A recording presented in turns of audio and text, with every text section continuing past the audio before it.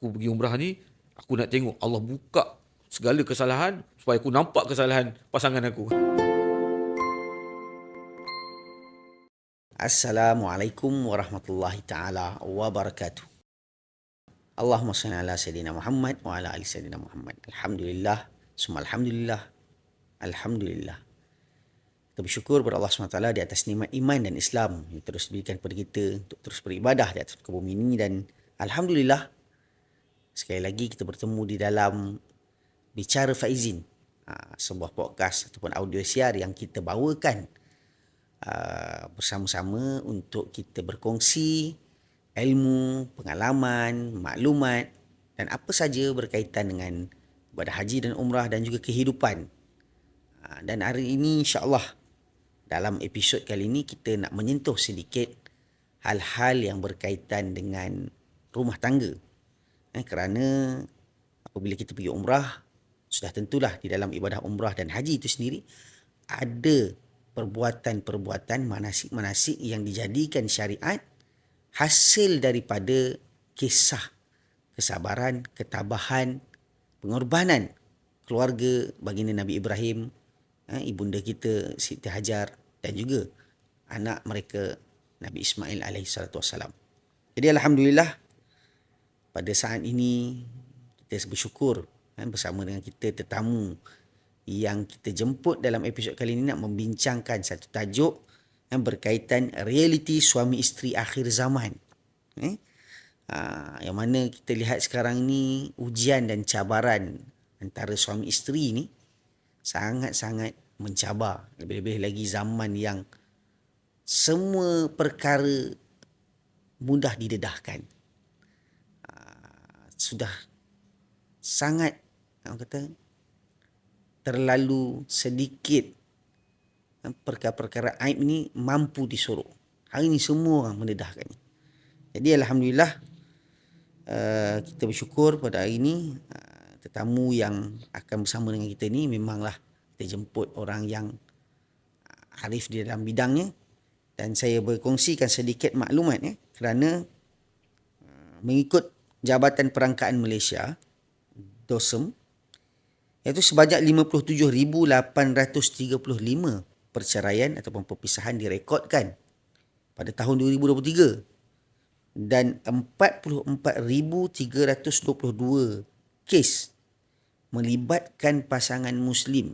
Itu tadi 2023, 2024 setelah dikemaskini oleh Jabatan Perangkaan Malaysia mencatatkan 47,577 perceraian keluarga Muslim, pasangan suami isteri Muslim. Jadi persoalannya, apakah perceraian itu sebenarnya bermula di mahkamah ataupun ianya dah bermula bertahun-tahun sebelum lafaz perpisahan itu diucapkan?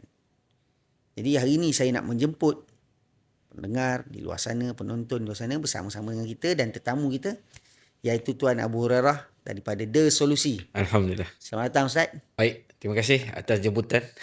Alhamdulillah. Syukur. Jadi bersama kita Ustaz Abu Hurairah yang mana dia juga adalah seorang motivator, seorang kaunselor, seorang selebriti, pempengaruh yang mana mereka bergerak di atas nama The Solusi, mempunyai lebih kurang 450,000 pengikut Betul. Dan juga telah mendapat lebih kurang 10 juta tontonan. Alhamdulillah. Dan juga Ustaz Abu juga aktif Ustaz Abu Hurairah juga aktif bersama dengan memberikan khidmat nasihat bersama program yang juga oleh JAKIM, Jabatan Hak Agama Negeri Sembilan, Jabatan Agama Sarawak. Betul saya fahamkan begitu. Selamat datang Ustaz. Alhamdulillah, terima kasih atas jemputan ni. Sihat. Walaupun keharian tu sibuk kan. Tapi alhamdulillah sihat, syukur. Jadi alhamdulillah Ustaz, hari ini kita nak bercerita tentang hal suami isteri lah. Realiti yang berlaku di akhir zaman ini. Satu tajuk yang saya rasa mungkin ramai dah orang kupas kan. Betul. Banyak kalau kita tengok dekat media sosial, saya rasa rating untuk bercerita tentang rumah tangga ni tinggi. Dia pantang. Dia pantang ada isu rumah tangga yang tak besar mana pun kalau kita fikir kan. Tapi di situ akan ada lambakan komen dan sebagainya. Dan dia menjadi isu yang tetap nombor satu lah sekarang ni. Jadi inilah tajuk yang kita akan bawa bersama, dan insya-Allah kita minta Tuan Abu ceritakan sedikit sebanyak perkongsian ringkasan pengalaman peribadi macam mana di dalam isu rumah tangga ni.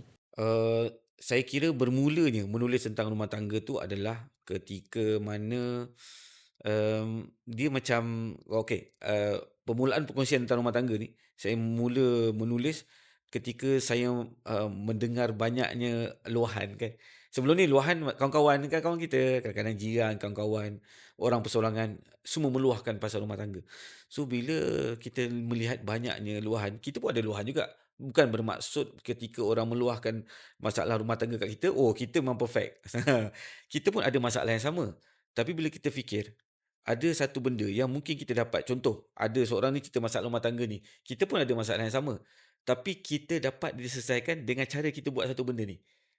Jadi bila kita dapat diselesaikan dengan satu benda ni, kita ambil luahan tu, kita ambil masalah kita tulis cara penyelesaian. Itu mula. Jadi setelah mula menulis pelan-pelan macam tu, sahabat saya Firdaus Mokhtar pun menulis benda yang sama. Menulis benda yang sama. Dan akhirnya dia kata apa kata, sebab masa tu ada satu trend yang satu page satu page rumah tangga ni dia benarkan setiap orang untuk PM cerita apa masalah, dan mereka akan orang kata apa, ambil masalah tu letak dekat page mereka dan ramai orang akan komen. Macam-macam lah kata cerai je, ni semua akan cakap. Jadi dia seolah-olah macam ni.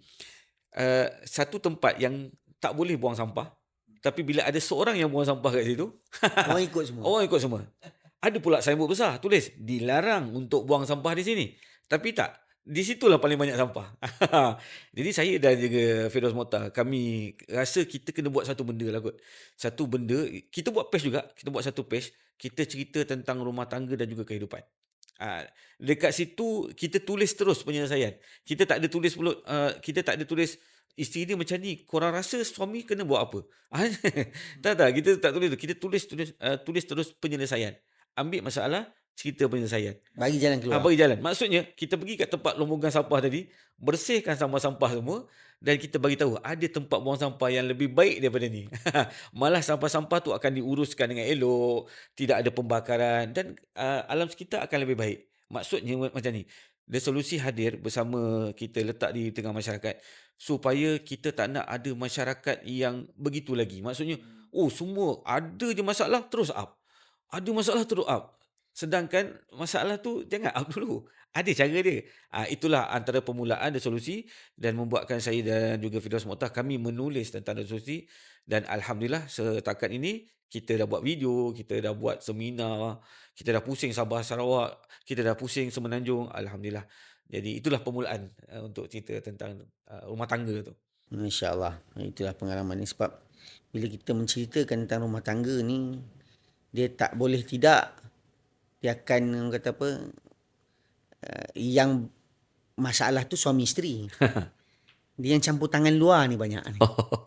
Kalau dulu mungkinlah di kalangan lingkungan yang terdekat, mungkin mertua ke, adik-beradik ke kan. Ada keluarga Tapi bila sebagainya kan. zaman media sosial ni, dia entah siapa-siapa pun bagi idea, yang dia rasa konon-kononnya dia tersakiti pun dia nak suruh orang lain pun disakiti. Walaupun dia suruh hide profile. Tapi bila kita baca, ni macam isteri aku. Ini macam suami aku. Dia boleh bersangka-sangka. Dia bersangka-sangka. Bahayalah tu. Jadi begitulah. Dan kita lihat masalah ni dia kebanyakannya berpunca daripada banyak faktor lah. Ya. Jadi kita nak mulakan kita punya sesi ni, bertanya macam mana yang pasangan yang asalnya mendirikan rumah tangga, kemudian yang asalnya dahulunya saling mencintai, tiba-tiba jadi macam orang asing. Baik. Biasanya yang faktor-faktor yang mempengaruhi yang dalam pengalaman Ustaz sini. Baik. Saya suka mulakan tentang rumah tangga ni. Saya suka mulakan dengan kita melihat ataupun membaca ataupun tadabbur surah Ar-Rum tu. Ayat 21 ni. Surah yang sangat masyhur tentang perkahwinan lah. Sebelum kita sampai jauh tentang surah ni, kita nak beritahu bahawa bila kita sebut tentang rumah tangga, dia simple lah, pendek. Bila sebut rumah, tangga. Kan? Rumah tangga. Dua benda yang kalau kita nak faham, rumah tu bermaksud tempat. Maksudnya tidaklah kata, suami isteri kena beli rumah. Dah beli rumah, itu rumah dia. Kan? Tapi rumah tu bermaksud, ketika suami isteri ataupun suami isteri anak. Ada juga suami isteri yang tidak dikurniakan anak kan. Belum direzekikan. Ketika suami isteri anak itu berada dalam satu tempat, maka di situlah rumahnya. Tak kiralah di mana-mana. Contoh, keluarga ni pergi makan. Maka di situlah tempat mereka. Keluarga ni pergi bercuti. Maka di situlah tempat mereka. Bukan maksudnya balik rumah, baru bermula suami isteri. Kalau kat luar, dah tak ada dah. Masing-masing dengan hal telefon, pergi main kan. Tak. Mana-mana pun mereka berada, maka di situlah rumah. Itu satu. Yang kedua, bila kita sebut tentang rumah tangga, tangga tu maksudnya usaha. Usaha nak mendaki, nak Ya, naik. usaha mesti ada. Maksudnya, selagi kita adalah suami isteri, maka di mana pun tempat kita berada, kita menjadi suami isteri. Maksudnya suami isteri tu kalau keluar pergi shopping, mereka menjadi suami isteri. Mereka bukan shopping, lelaki tengok orang lain, perempuan tengok isteri tengok orang lain. Kau nak beli barang kau? Okey, kau beli barang kau, ni aku barang aku. Dia bukan gitu. Jadi bila sebut tangga pula, setiap hari maksudnya mereka berusaha. Tapi yang jadi masalah, tu yang kata yang cerita hari ni, kita nak cerita rumah tangga akhir zaman ni, dia jadi macam mana tau. Dia jadi ketika mana suami isteri tidak lagi kembali ke rumah. Contoh, balik rumah ni sekejap lagi, rumah confirm sepah. Suami duk fikir. Yang isteri pula, isteri kan bekerja, ada yang bekerja. Kalau balik rumah sekejap lagi, suami balik, lepas tu marah-marah. Baik. Akhirnya, mereka tidak balik ke rumah. Mereka pergi ke mana-mana. Anak pun sama. Anak pun akan fikir, kalau balik rumah, boringnya balik rumah adalah mak tak masak. Ayah balik pun ayah tak beli makanan. Ayah pun dengan mak pun kalau balik diam je. Masing-masing tengok telefon. Lepas tu naik atas bilik. Jadi anak-anak pun tidak akan balik ke rumah. So bila kita tak balik ke rumah, kat mana tempat kita? Itu realiti hari ni. Itu yang bila balik rumah, suami rasa lepak mamak dulu okey kot.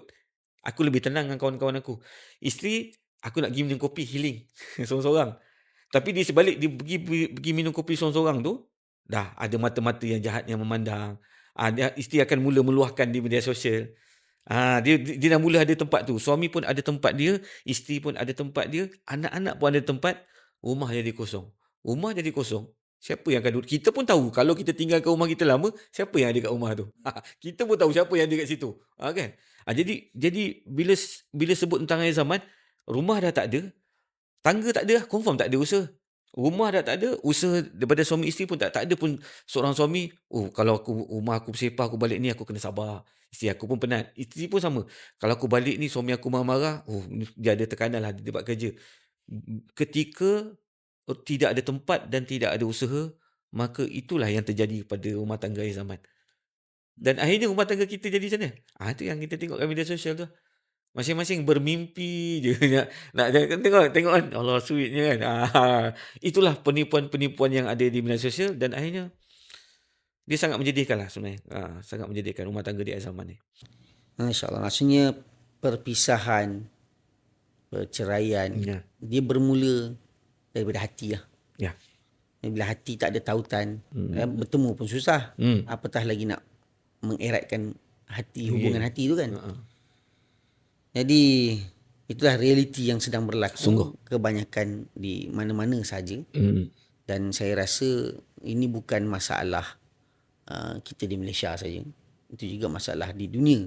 Kan? Dan lebih lagi zaman media sosial ni, kita berita hujung dunia pun kita boleh tahu. Sungguh. Jadi Ustaz, apakah mungkin selain daripada kita kata tadi tu, pertama isu ialah nak balik tu satu hal lah. Memang dah tak boleh nak bertemu satu. Apakah juga bermaksudnya di sini, apakah ada isu komunikasi? Ataupun kita kata apa dia? Kurangnya ilmu juga punca menjadi keretakan rumah tangga ni. Kalau kita tengok dalam surah Ar-Rum kan, yang mana Allah sebut tentang di tanda-tanda kebesaran Allah tu, dia menciptakan untukmu pasangan daripada jenismu sendiri. Itu pertama. Maksudnya Allah, ketika Allah menjodohkan kita, Allah memberikan kita pasangan, suami atau isteri, Allah ambil tu daripada jenis kita. Nak bagi mudah, kalau kita adalah orang yang panas, kalau kita adalah orang yang suka marah, maka memang ujiannya Allah akan bagi isteri ataupun pasangan atau suami tu sangat menguji kita. Kita pelik, dulu kita macam marah juga, tapi bila kita dah berkahwin, marah kita lain macam. Makin naik nampaknya. Kan? Makin naik nampaknya. Dan ada orang kata, contoh ada orang yang mungkin bercinta dulu sebelum kahwin. Kemudian ketika dia sudah berkahwin, dia akan rasa macam ni. Dia akan satu benda yang sama. Dulu abang tak macam ni tau. Dulu awak tak macam ni. Sekarang dia ketika berkahwin, kita akan berubah menjadi jenis kita sendiri. Sebab tu perkahwinan tu penting. Sebab perkahwinan tu kita memandang diri kita sebenarnya. Sebab tu kalaulah kita adalah seorang hamba Allah yang kita tahu bahawa ketika kita membaca surah Ar-Rum tu, maksudnya kebesaran Allah itu ada daripada pasangan kita, maka kita akan belajar daripada itu. Contoh, kalau isteri kita ataupun suami kita, pasangan kita beritahu kan, abang, saya tengok abang ni selalu marah. Kenapa abang suka marah? Pam, dalam hati kita, Allahu Akbar, astaghfirullahalazim. Aku suka marah rupanya. Kita tak tahu. Sebelum ni kita rasa okey, tapi rupanya kita pemarah. Ataupun pasangan kita beritahu, awak ni kan, saya tengok awak ni malas ni semayang. Masuk waktu je awak tak semayang. Bila dia beritahu, kita pun astaghfirullahalazim. Ya, aku malas semayang rupanya. Itu yang Allah sebut tu. Ketika kita nak melihat kebesaran Allah yang ada dalam diri pasangan, insya-Allah kita akan jumpa diri kita sendiri. Itu yang kita akan nampak dalam perkahwinan kita. Sekalipun perkahwinan kita mungkin baru setahun, apalagi perkahwinan kita dah 15, 20, saya 20 tahun. Allahu Akbar, 20 tahun dah. Dia fikir, lama dah kahwin. Kadang-kadang rasa macam baru kahwin kan, tapi dah 20 tahun. Selama 20 tahun tu, Allah minta kita berkenalan dan mencari apa sebab kita nak nampak Allah kat situ. Jadi itu yang kita nak cari sebenarnya dalam perkahwinan kita. Dan itu akan terjadi macam tadi komunikasi itu kan. Dia akan terjadi ketika kita banyak berkomunikasi dengan Allah melalui pasangan. Nampak je okey macam ni. Maksudnya macam mana dia punya komunikasi tu kan? Sahala ke ataupun refleksi ke? Saya bagi analogi ya. Kita suami betul tak? Kalau balik rumah, agak-agak kita, apa yang isteri nak kat kita? Ataupun apa pandangan kita yang biasa kita buka pintu, apa yang selalu kita nampak? Contoh, setiap kali saya balik rumah, saya akan nampak rumah kemas. Buka je pintu, insya-Allah kemas. Tak ada lagi balik rumah bersepah. Kalau 30 hari, 5 hari dia sepah, 25 hari kemas. Contoh. Jadi bila kita balik rumah, kemasnya. Jadi terus kita rasa satu penghargaan kepada isteri. Dia automatik kita akan bersyukur kan. Bila kita bersyukur, kita akan cakap, awak terima kasih kemas rumah. Komunikasi. Tapi ketika kita buka rumah, kemas ke, sepah ke, tak ada perasaan langsung, kita takkan keluar perkataan tu. Maksudnya kita tidak mensyukuri, kita mampu ataupun kita dapat balik ke rumah. Ada orang, dia balik rumah, tak sampai pun rumah. Tapi apa yang sampai? Panggilan telefon. Puan, kami nak, Ustaz Abu ni suami puan ke? Maaf, boleh tak puan datang ke hospital, kami nak maklumkan suami puan kemalangan. Sepanjang kita 20 tahun menjadi suami dan isteri, kita tak pernah dapat panggilan tu. Tapi yang kita dapat apa? Wajah dan diri dia balik ke rumah. Jadi tanda kita bersyukur dengan pasangan. Kita akan cakap terima kasih. Sebab tu manusia yang selalu berterima kasih kepada Allah, insya-Allah dia akan selalu berterima kasih dengan manusia. Itu yang maksudnya komunikasi tu. Besar ke benda tu? Kecil. Orang akan nampak kecil, biasa kan? Tapi di situlah mulanya. Sama juga dengan isteri. Ketika dia selalu nampak suami dia balik, senyum, walaupun masa nak buka pintu tu suami serabut kan. Macam-macam benda dia bawa kan. Tapi suami tu nak, aku nak masuk rumah ni, ya Allah, aku nak masuk syurga ni. Okey, bismillahirrahmanirrahim. Dia tinggalkan sekejap kerja dia kat luar, dia masuk rumah, dia senyum sebab apa? Dia balik ke syurga nak tengok anak isteri. Maka isteri melihat itu, isteri pun cakap, abang okey ke hari ni? Jadi komunikasi itu berlaku lah. Dia bukan berlaku ketika benda tu dah simpan lama. Dia cakap kan, simpan ni, geram, balik rumah sepah, tengok pinggan tak basuh. Benda tu semua dia dah simpan. Itu yang trigger tu. Trigger tu bila? Meletup. Dia meletup tu dengan benda yang paling kecil. Anak menangis. Anak menangis, seorang pun tak nak pergi. Sebab apa? Suami kata, isteri aku ni tak perasan ke anak. Bising lah menangis. Isteri pun sama. Suami aku ni, aku tengah buat kerja dia. Komunikasi tu kat mana? Komunikasi tu dalam diri. Tak diluahkan. Macam kita lah, telefon. Ustaz boleh ada telefon. Saya ada telefon. Kalau kita tak berkomunikasi, bila terjumpa, Oi, lama tak call. Engkau pun lama tak call aku. Itu je kita gaduh. Tahulah kau sibuk, call lah aku. Engkau pun sedangkan telefon tu mudah je. Angkat je telefon. Jawab. Assalamualaikum. Les, apa khabar? Semudah itu. Tapi itulah kita nak cerita. Komunikasi rumah tangga sekarang ni, hari ni. Allah, sangat berat lah. Jadi itulah. Kita kata komunikasi ni dia sebenarnya benda yang terlalu basic sepatutnya yang berlaku. Yes. Tapi lah kadang-kadang kita tahulah realiti yang berlaku kan. Apakah dengan faktor tadi? Kerana kurangnya pengetahuan ke ilmu dalam rumah tangga. Okey. Sebab kita tengok sekarang ni memang syarat nak bernikah tu kena ada kursus kan. Kena pergi kursus kan. Jadi apakah penyampaian dalam kursus sendiri tu dah cukup ke ataupun sepatutnya macam mana? Okey. Melihat pada perangkaan tadi, perceraian tadi kan. Yang banyak berlaku adalah pasangan muda lah. Pasangan muda hari ni. Yang berkahwin tu sebenarnya mereka berkahwin pun kalau dulu kita berkahwin kerana kita sudah menyediakan fikiran. Sebab pentingnya untuk sebelum kita kahwin kita menyediakan fikiran. Contohlah, analogi lah, kita bagi analogi ni sebagai senang. Sebelum kita beli sebuah telefon, agak-agak kita pergi kedai beli ke ataupun kita survey dulu. Contoh, kita tahu benda tu sebab kita nampak iklan. Keluar. Jenama ni. Mantap. Ni. Tengok kawan pakai. Kau pakai telefon ni okey ke telefon ni? Okey. Tengok review dulu. Review. Sekarang ni nak beli. Dulu susah. Dulu kita kena guna dulu. Kan? Macam mak ayah kita lah. Kahwin dulu. Menempuh dulu. Baru dapat macam kita yang sekarang ni. Jadi, setelah kita tahu tu, baru kita pergi beli. Sekarang ni, itu jadi isu ni. Sekarang ni, kita barang pun kita tak tahu. Review pun kita tak tengok. Asal tengok, boleh ke? Boleh. Kita pun kahwin. Macam tu kita tengok media sosial. Kita tengok, ya Allah, sweet ni orang. Media sosial ni pempengaruh yang hari-hari review tentang rumah tangga dia.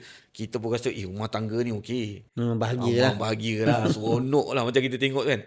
Sedangkan ketika kita masuk saja gerbang rumah tangga tu, kalau kita tak menyediakan fikiran, maka kita takkan mampu berdepan dengan perasaan. Contohlah. Kami bagi contoh ni sebab kami mendepani PM, panggilan telefon, mesej dan sebagainya setiap hari yang bercerita tentang masalah rumah tangga. Contoh, pasangan muda yang berkahwin, mereka terkejut dengan realiti. Suami baru pagi kan, bangun pagi, dia tengok dekat media sosial. Suami handsome Suami handsome, suami okey, suami pergi sembang subuh kan. Lepas tu nanti bila nak sarapan tu, nak suami kerja, sayang bangunlah kan. Dia sweet also, very sama juga dengan suami. Dia akan melihat pandangan mereka pada rumah tangga yang pertama adalah ketika dia bangun pagi, sarapan dah ada. Tapi tak, isteri dia tu bungkang dah pukul 10. Member lapar. Jadi dia tak berjumpa realiti sebenar. Yang dijumpa adalah seperti mimpi-mimpi dan angan-angan. Itu yang menjadi isu tu. Dia banyak diiklankan dengan angan-angan. Dia tak sebab tu apa yang kita cerita bukanlah nak menakut-nakutkan, tapi kita kena faham. Tu yang kata ni, tu yang kata nak kita sini nak cerita ni bahawa Allah ada 3 peringkat. Saya suka untuk sebut dalam rumah tangga tu, dia ada 3 peringkat yang akan kita lalui sebelum kita sampai ke hujung. Maksudnya, yang pertama yang untuk kita dapatkan paling penting tu adalah sakinah, ketenangan. Tenang satu benda tu, dia takkan kita dapat rasa kalau kita tak ribut. Kalau kita tak pernah lalui macam mana rasa ribut. Contoh orang berniaga kan. Orang berniaga, dia tengok, dia susun makanan apa semua kan. Dia kata hari ni okey ni. Untung ni. Tapi ketika ribut datang, dia punya payung terbang, makanan semua habis dia ribut, dia akan jadi macam mana? Astaghfirullahalazim. Teringat kat Allah. Allah yang maha bagi rezeki. Aku seronok sangat tadi ni. Sekali Allah bagi, baru dapat tenang. Macam tu juga dengan rumah tangga. Dia memang akan digoncangkan. Suami akan digoncangkan perasaan. Isteri tu akan digoncangkan. Habis goncang tu, tu yang baru dapat ketenangan. Jadi, itu yang jadi isu sekarang ni. Jadi, rumah tangga tu dia terlalu diangan-angan. Nak cerita pun banyak pula kan. Cerita-cerita Korea. Cerita-cerita. Okey, kalau kita tengok semuanya drama. fantasi. Kalau Korea dengan fantasi dia. Dengan drama Melayu yang tak habis-habis cerai-berai ni. Jadi dimomokkan apa semua benda tu menyebabkan bercelaru betul rumah tangga yang kita nak bayangkan Yang hari kita ni. nak bayangkan. Itulah ujian yang paling antara besar lah dalam rumah tangga. Jadi lebih lagi lah dalam zaman media sosial ni kan. Dia lebih banyak membuka ruang kepada fitnah yang lebih besar, dan antara isu yang menjadi persoalan ni ialah menyebabkan lebih ramai yang buat pilihan untuk meluah di media sosial, meluah dengan orang lain daripada pasangan sendiri. Itu macam mana Ustaz? Allah. Pengalaman Ustaz sendiri Oh, menguruskan ni. Sebab bila kita tadi solusi dah jadi, daripada orang buang sampah kat tong sampah yang tak sepatutnya, biarlah tu buang tempat sampah yang kita boleh uraikan. Wah, kan apa kan? Macam mana? Bunyinya mungkin klise lah. Kalau kita sebut tentang komunikasi tadi, dan juga kenapa ramai yang cenderung untuk meluahkan di media sosial, adalah kerana sebab yang saya sebut daripada asal tadi, rumah tangga tu sendiri, ketika kita dah hilang tempat dan kita hilang upaya untuk berusaha. Saya bagi contoh mudah lah. Balik rumah, seorang isteri yang bekerja hari ni, ataupun seorang isteri yang berada di rumah, ketika dia nak meluahkan sikit lah kepenatan dia apa semua, suami tak dengar. Awak fikir awak punya penat ke? Saya ni penat juga. Okay. Habis dia masuk je situ, isteri akan terus pergi ke media sosial. Sebab apa? Kalau hari ni ChatGPT ada kes yang isteri ni dia dah tak bercakap dengan suami sebab dia bercakap dengan ChatGPT. Sebab setiap kali dia bunyi dia macam kelakar tau Ustaz. Tapi dia apa pun dia akan tanya kat ChatGPT. Sebab apa? ChatGPT kan, tengok ChatGPT, dia punya layan kita tu dia macam orang. Contoh kalau kita tanya soalan kan, oh ya ke, awak nak ke? Lepas tu dia, bila ayat kita makin deep, ayat kita makin manja, maka kemanjaan ChatGPT tu akan mengikuti kita. Tapi dia ada limit juga kot. Sebab kalau free yang berbayar, berbeza-beza. Betul lah. Sanggup bayar. Ada orang sanggup bayar. Dia bukan murah, RM99, RM100 lebih sebulan kan. Tapi disebabkan setiap soalan tu dijawab dengan nada yang baik, maka dia jadi macam tu lah. Dia jadi suami, dia terkhayal dengan jawapan dunia dia. Apa nama? Kecerdasan buatan. Okay. Itu fantasi juga lah. Fantasi lah.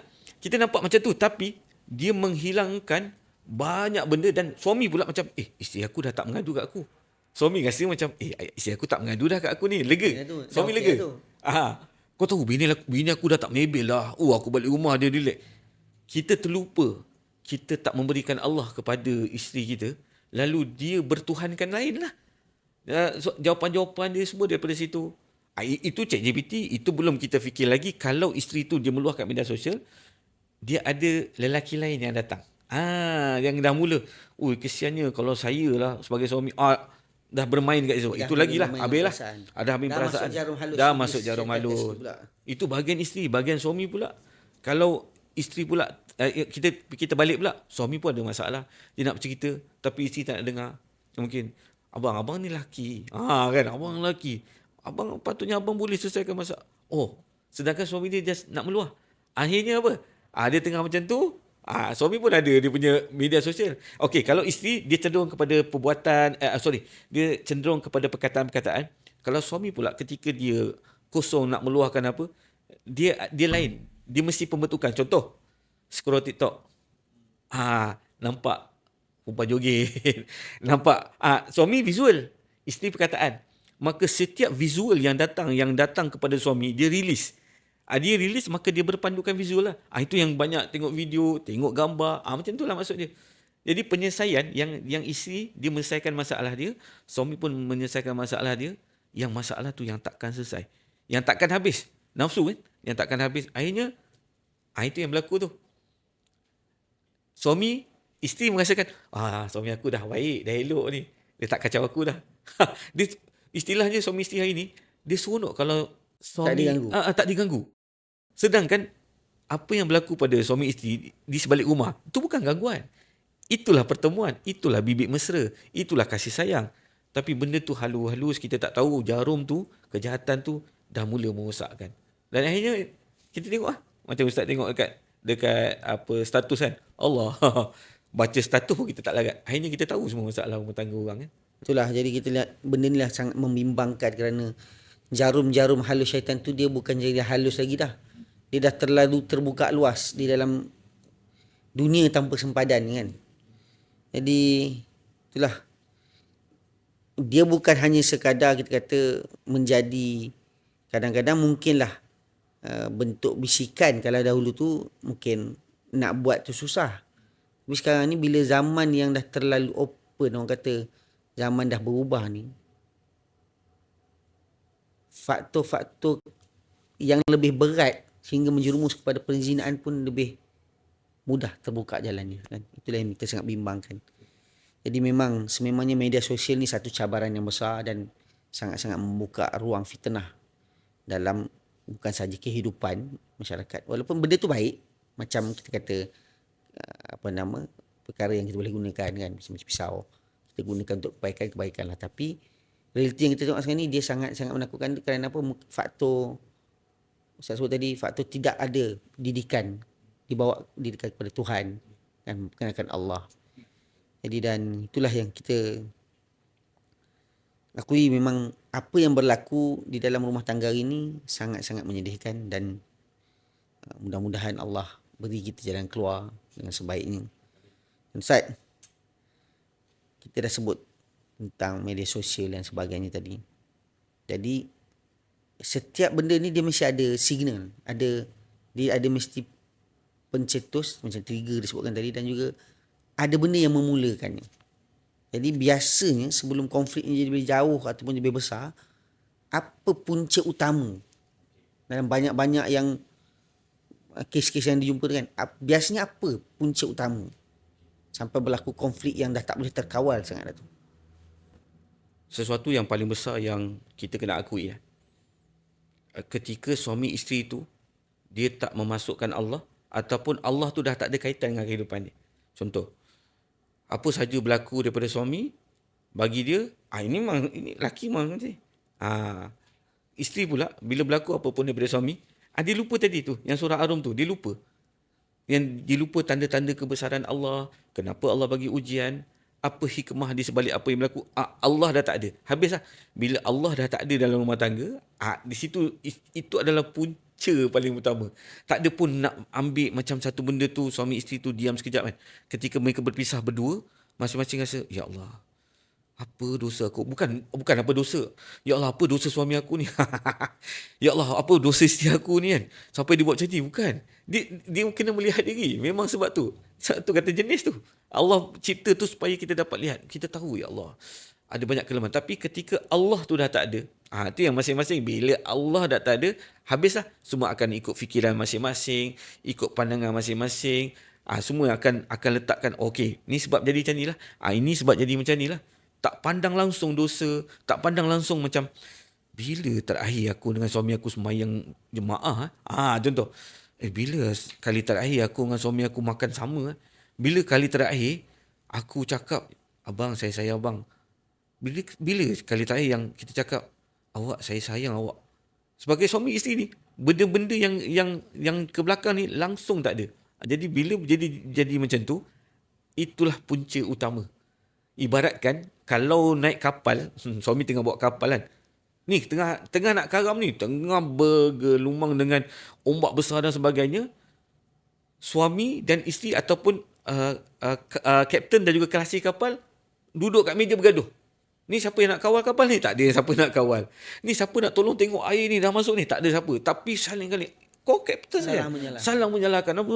Langsung tak fikir pasal kapal, tak fikir pasal anak, tak fikir pasal nanti syaitan akan datang merosakkan rumah tangga. Langsung tak fikir. Dua-dua air tak sedar, tenggelam kapal, dua-dua tenggelam.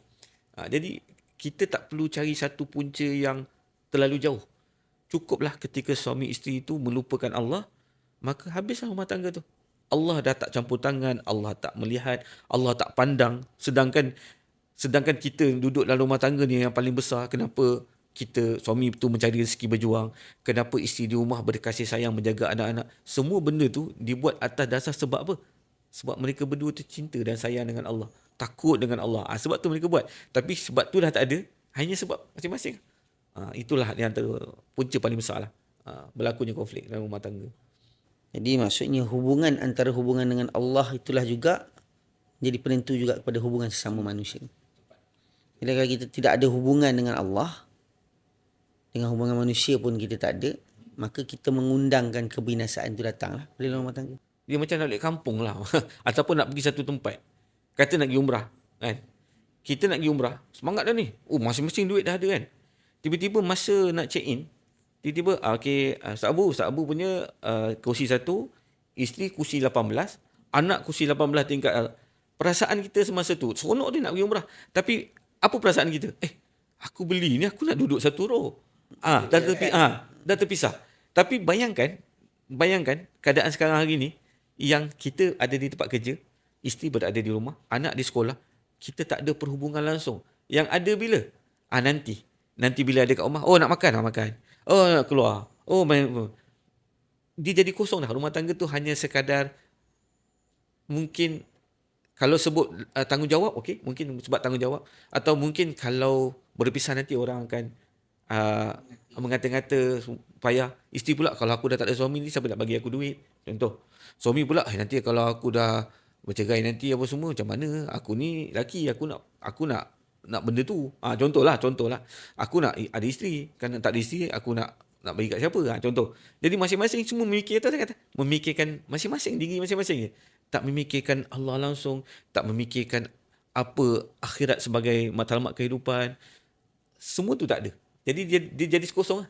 Yang jadi mangsa adalah anak-anak. Ya, itu yang kita sangat kesian sebenarnya. Sangat kesian dengan keadaan itu.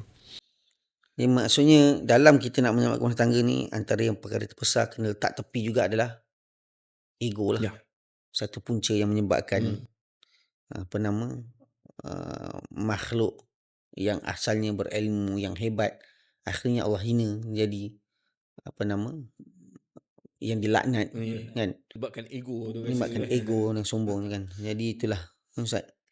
Jadi apakah maksudnya bila kita kata tadi solusi untuk mengembalikan hubungan yang telah lama dingin itu adalah dengan kembali kepada Allah. Itulah solusinya. Mesti kembali semula kepada apa yang dibawa oleh baginda Nabi SAW.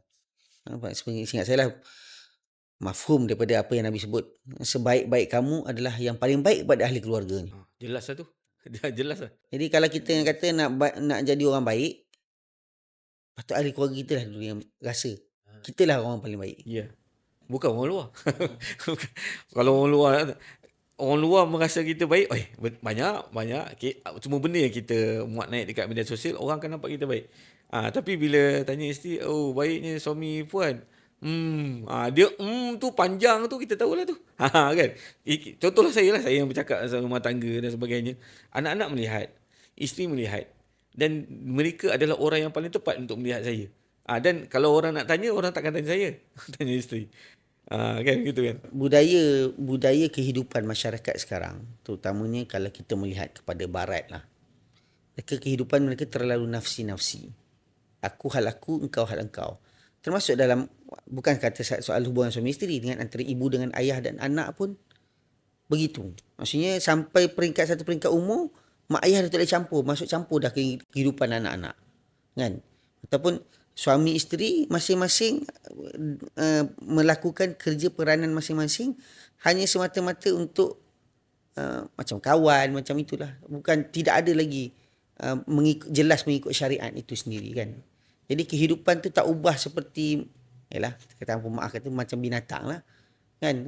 Hanya sekadar untuk perhubungan yang intim itu saja, dan tidak ada lebih, tak ada bawa kepada maksud ataupun kehendak untuk melahirkan keluarga yang harmoni, masyarakat yang harmoni, akhirnya membentukkan negara yang harmoni itu kan. Jadi begitulah beratnya suasana umat sekarang ni. Jadi Ustaz, pada pandangan Ustaz lah, katalah kalau pasangan-pasangan ini, mereka, apakah mungkin dengan mereka pergi umrah ni ada peluang ke mereka nak perbaiki hubungan kekeluargaan mereka ni?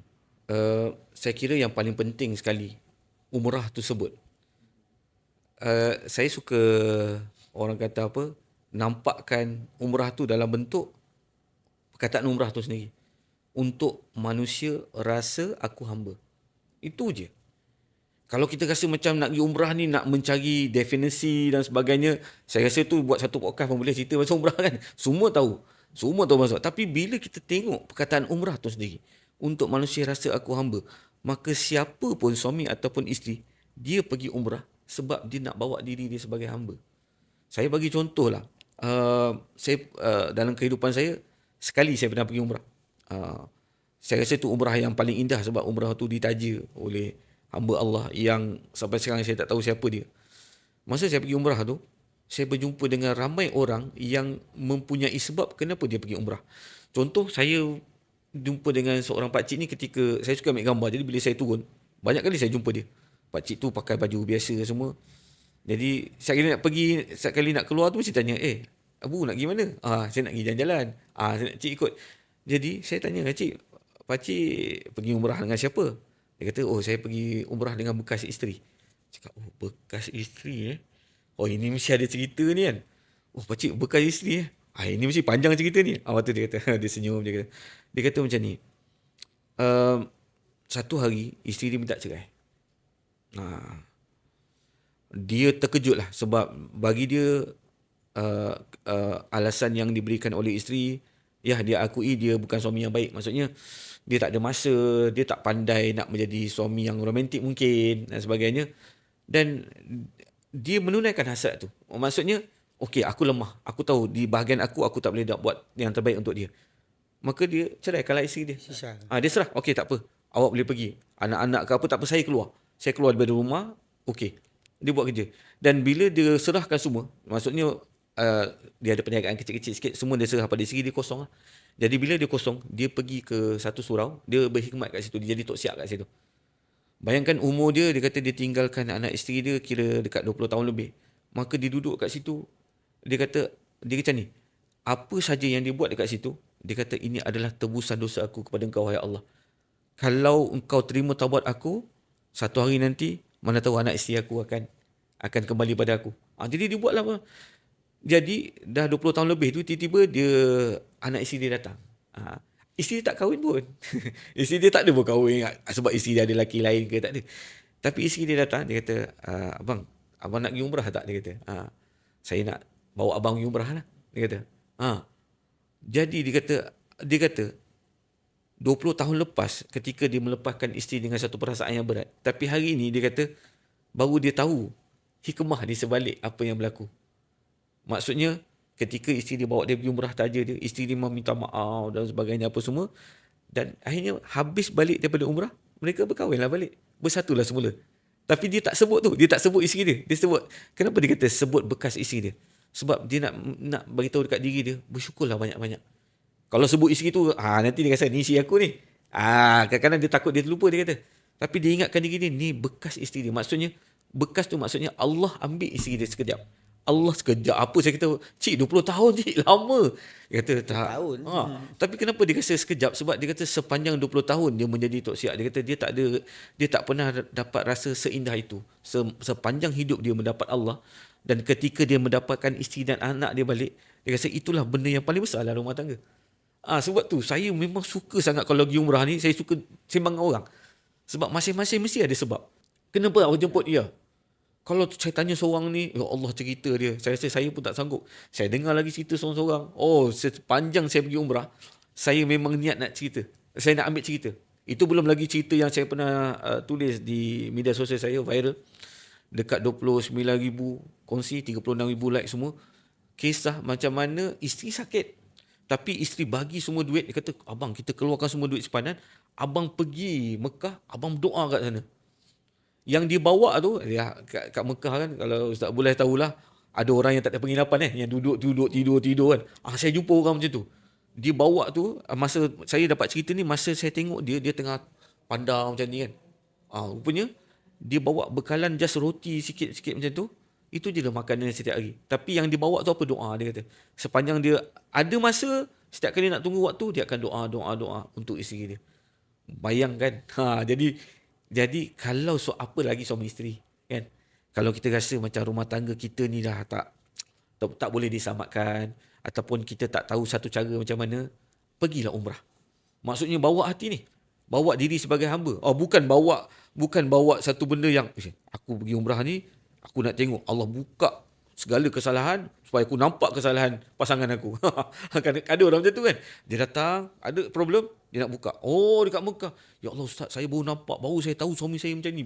Allahu Akbar, sayangnya. Sepatutnya tempat tu dijadikan tempat untuk makin lebih Ya, berbaik. baik. Sebab kita lihat dalam di tanah haram tu sendiri bagaimana pertemuan antara Adam Siti Daud. Hajar dengan Nabi Ibrahim kan di sana.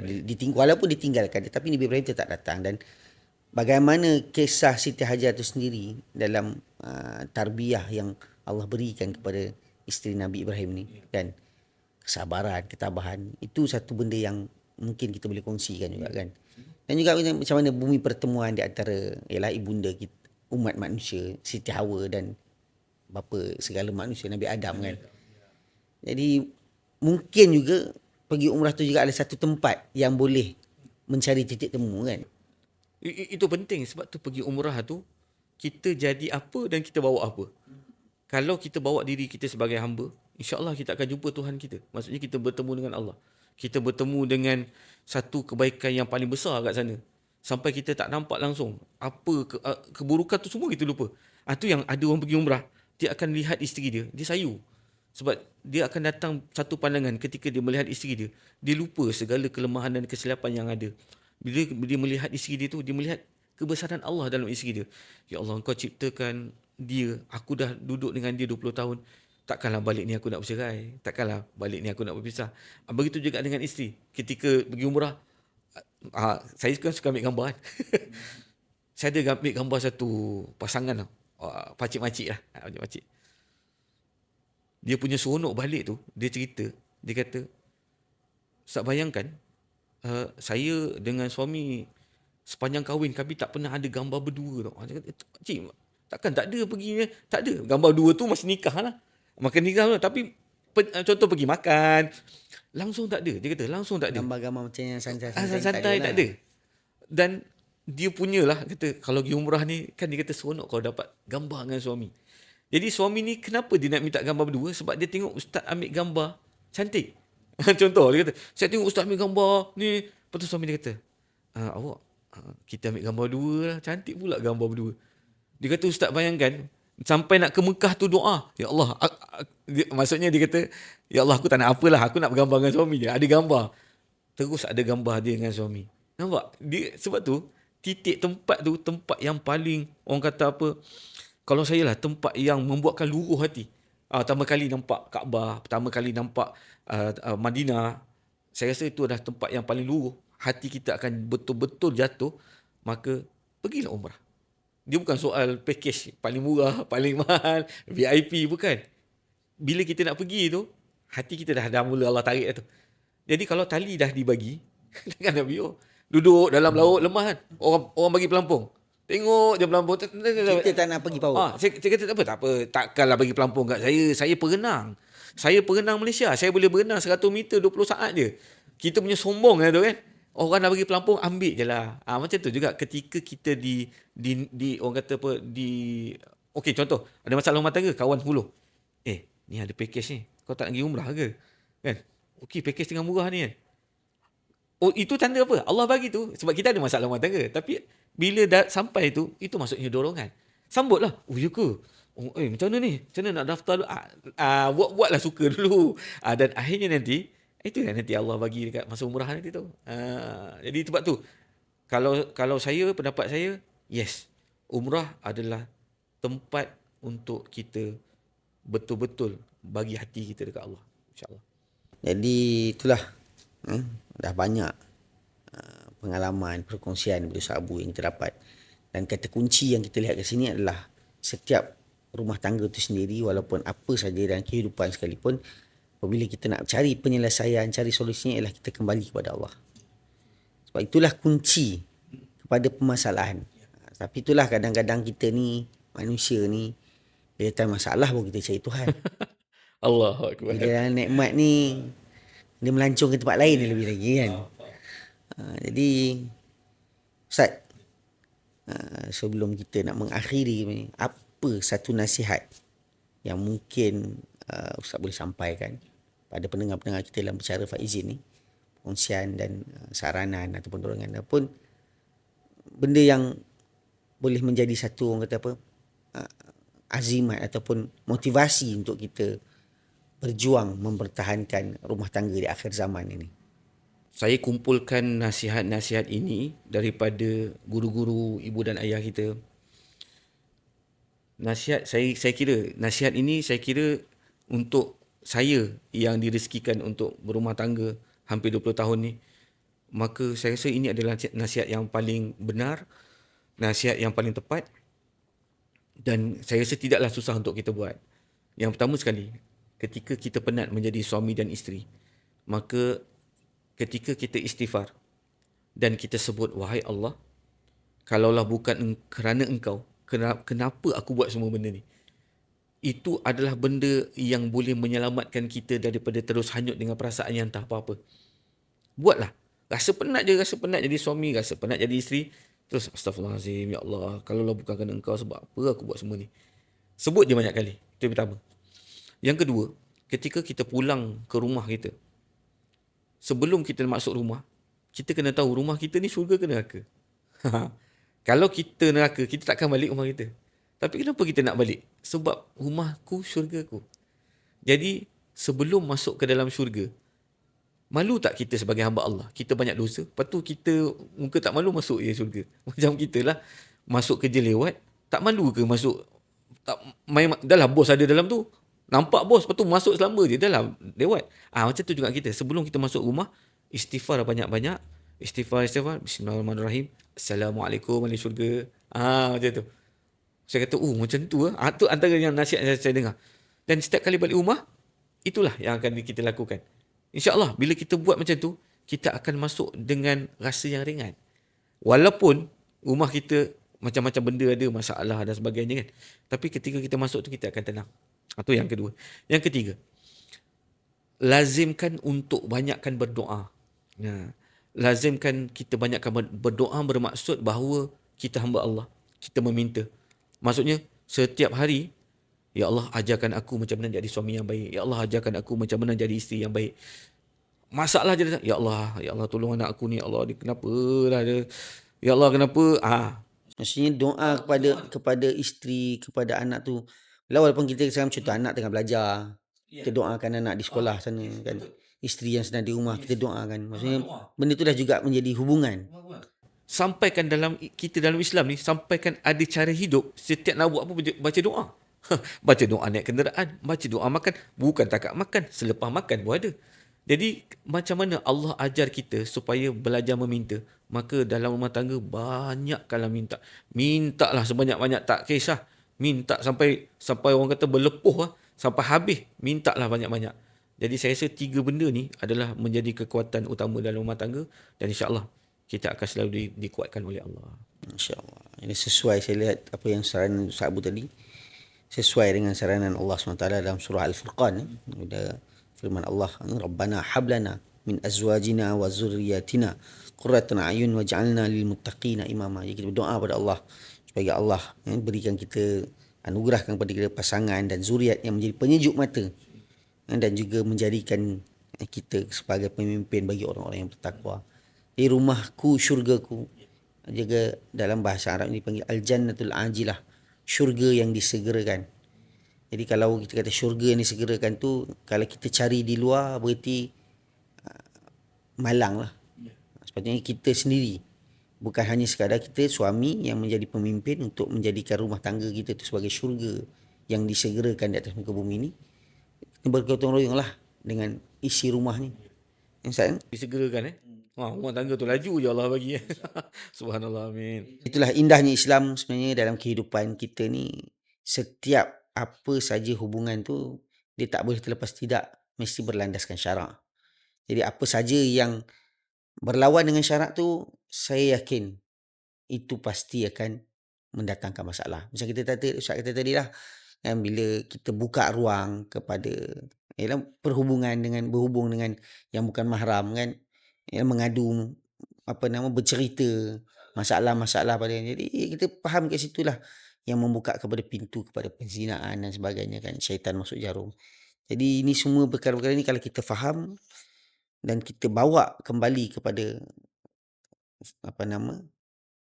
Tuhan, kembali kepada cara hidup yang Allah sendiri dah bimbing itu macam Ustaz sebut tadi, insya-Allah akan menjadi penyelesaian kepada masalah rumah tangga akhir zaman ini.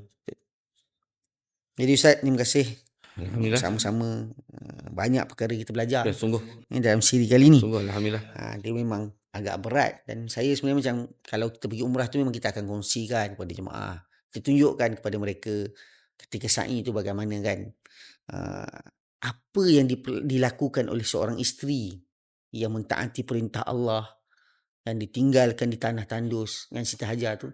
Akhirnya perbuatan itu Allah jadikan satu bentuk manasik ibadah dalam ibadah haji dan umrah. Mesti kita kena buat perbuatan tersebut. Maksudnya tak sia-sia kita mentaati perintah Allah dan perintah suami. Hasilnya tu Hasilnya insya-Allah akan dikenang sepanjang zaman. Jadi begitulah. Dalam kehidupan ni kita yakin setiap apa yang Allah lakukan tu berhikmah. Cuma kita di dunia ni darul bala wal imtihan. Dunia tempat diuji dan tempat mendapat percubaan-percubaan. Ya, sungguh. Jadi memang yang paling besar sekali Ustaz sebut tadi, nak kenal sejenis tu sebab apa? Itulah diri kita, pasangan kita itulah cermin pada diri kita. Kan betul tak? Jadi dengan kita membaiki diri kita, insya-Allah pasangan kita dia akan reflect balik sebenarnya. Betul? Jadi itulah. Ya, terima kasih. Rumah tangga dia tak akan boleh musnah kerana kurang cinta, betul Ustaz? Ya, betul. Tapi mestilah kerana apabila tidak ada komunikasi, tidak ada ilmu, dan sebab itulah kita di bicara Faizin ni kita bawakan penasihat-penasihat pakar-pakar dalam bidang ini untuk kita berkongsikan kepada masyarakat. Dan alhamdulillah. yalah, kadang-kadang bukan hanya kita nak bicara pasal umrah saja. Cuma di dalam umrah tu kadang-kadang di situlah medan kita kita ada jumpa ahli keluarga ataupun pasangan-pasangan yang mungkin sedang mencari jalan keluar dan sebagainya. Jadi kita berkongsi pada penonton-penonton di sana dan juga mungkin yang pernah bersama dengan Faizin mungkin akan pergi nanti pun sama, boleh lihat, dapatkan tips apa yang nak dibincangkan, disembangkan di sana nanti insya-Allah. Sekali lagi terima kasih kepada Ustaz Abu Rarah atas kesudian berkongsi ilmu dan juga pengalaman pada kita. Dan insya-Allah mudah-mudahan selepas kita dapat tips dan panduan ini, kita bolehlah sama-sama beramal. Pertama belajar memaafkan, belajar bersyukur. Ya, betul. Belajar nak mencintai semula kan. Bukan senang benda tu kalau dah hati dah terguris. Hati dah terguris tu dia senang dah tawar. Ya. Jadi mudah-mudahan kita semua dipermudahkan oleh Allah SWT dalam urusan kita, dan insya-Allah pada semua penonton-penonton, terima kasih pada bersama-sama kami. Jangan lupakan teruskan subscribe, tekan loceng, like dan share, kongsikan kepada kawan-kawan, saudara mara atau mereka di luar sana. Mudah-mudahan ianya juga menjadi kebaikan untuk kita semua, kerana siapa yang mendorong orang buat kebaikan, insya-Allah pahala ganjaran kebaikan itu juga akan dapat pada orang yang mendorong itu, insya-Allah. Okey, itulah sedikit perkongsian bersama. Ampun maaf daripada kami. Terima kasih kerana sudi bersama-sama dengan kami dalam bicara Faizin ini. Aqulu qauli hadza wa astaghfirullah li wa lakum wa lisairil muslimin wa ya fauzal mustaghfirin wa ya najat taibin. Kita tutup episod kita ini dengan tasbih kafarah dan suratul as. Subhanallah bihamdihi, subhanakallahumma wa bihamdika, asyhadu an la ilaha illa anta, nastaghfiruka wa natubu ilaik. Wal 'asri innal insana lafi khusr illa alladhina amanu wa 'amilus solihat tawassaw bil haqq wa tawassaw bis sabr. Assalamualaikum warahmatullahi taala wabarakatuh. Faizin nama dipercayai, membimbing langkah ke tanah suci. Umrah yakin sempurna, Faizin bersama kita. Perjalanan terjamin penuh makna. Faizin pilihan utama. Faizin umrah yakin sempurna.